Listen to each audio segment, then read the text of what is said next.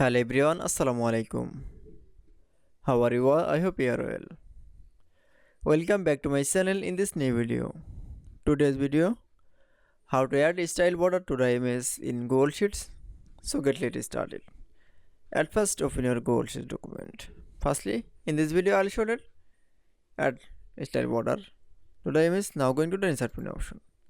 Then click for the drawing option. Then click for the image option. Then click for browse option. Then open from your image. Now for choice.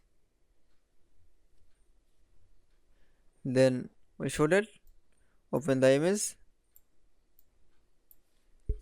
Now this image is the style border. Now click for the border dash option. Then NSS style. Now for click. Then click for the widget option. Now for select. Then click for the color border color option. Then NSS color.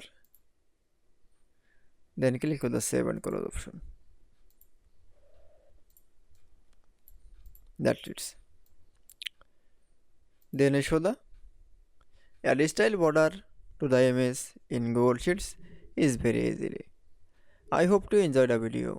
Please like, comment, share and subscribe my channel. Thanks for watching my video.